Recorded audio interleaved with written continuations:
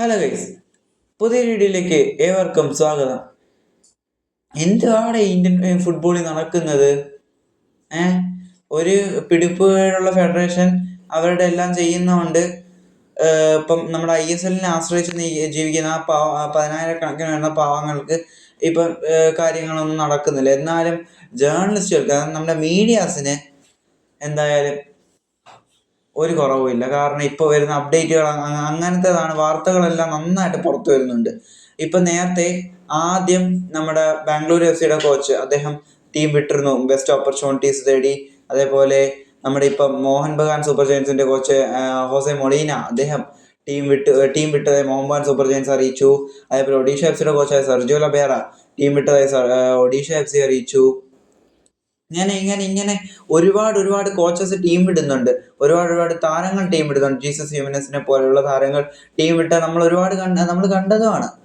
So ഇപ്പൊ ഒരു update വരുന്നു. Sergio Lobera Mohun Bagan super giants, Indian ഫുട്ബോളിനെ തൊട്ടതെല്ലാം പൊന്നാക്കിയ, ഇന്ത്യൻ ഫുട്ബോളിനെ നന്നായി അറിയാവുന്ന, കൈവെള്ളയിൽ എന്ന രീതിയിൽ അറിയാവുന്ന സെർജിയോ ലബേറയെ മോഹൻ ബഗാൻ സൂപ്പർ ജയൻസ് അവരുടെ പരിശീലകനായി നിയമിച്ചിരിക്കുന്നു.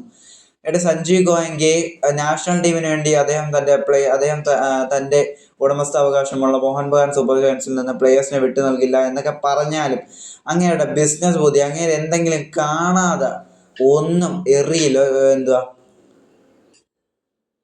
ഒന്നും കാണാതെ ചൂണ്ടയിടില്ല. അപ്പം അങ്ങനത്തെ ഒരു വ്യക്തിയാണ് സഞ്ജീവ് ഗോയങ്ക എന്ന് പറയുന്നത്. ബാക്കി എന്തെല്ലാം ചെയ്യുമെന്ന് പറഞ്ഞാലും നാഷണൽ ടീമിന് വേണ്ടി പ്ലേയേഴ്സിനെ വിട്ടു നൽകില്ല, അങ്ങനെ ഒരുപാടുണ്ട്. അപ്പം അങ്ങനത്തെ ഒരു വ്യക്തിയുടെ ഉടമസ്ഥയുള്ള ക്ലബ്ബായ മോഹൻ ബഗാൻ സൂപ്പർ ജയൻസ് ഇപ്പോൾ ഒരു ഒഫീഷ്യൽ സ്റ്റേറ്റ്മെന്റുമായി എത്തിയിരിക്കുന്നു. സെർജിയോ ലബേറ അവരുടെ കോച്ചായി എത്തുന്നു. ഇനി ചോദ്യം എത്രയേ ഉള്ളൂ, സെർജിയോ ലബേറ പോലുള്ള കോച്ചസിനെ കൊണ്ടുവന്ന് പണമൊക്കെ വാരി എറിയുന്ന കൊള്ളാം. ISL എന്നേക്കല്ലേ നടക്കുമല്ലേ? ജനുവരി നടക്കുമെന്നൊക്കെ പറയുന്നു. അതിൻ്റെ ഒരു അപ്ഡേറ്റ് ഇല്ല. കായിക മന്ത്രാലയത്തിലെ പ്രതിനിധികളുമായി യോഗം ഉണ്ടെന്ന് പറയുന്നു, അതിൻ്റെ ഒരു അപ്ഡേറ്റും വരുന്നില്ല. എങ്ങോട്ടാണ് ഇന്ത്യൻ ഫുട്ബോളിന്റെ പോക്കെന്നത് സംശയം തന്നെയാണ്.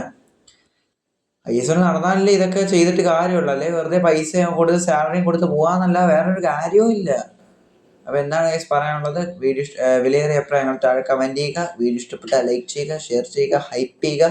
വിലയേറിയ അഭിപ്രായങ്ങൾ താഴെ കമന്റ് ചെയ്യുക. പിന്നെ ഞാൻ പറയാത്തോണ്ടാന്ന് തോന്നുന്നു, ഇപ്പൊ സബ്സ്ക്രൈബ് ചെയ്യുന്നില്ലല്ലോ ഗൈസ്. ഒന്ന് സബ്സ്ക്രൈബ് ചെയ്ത് തള്ളിത്താ ഗൈസ്.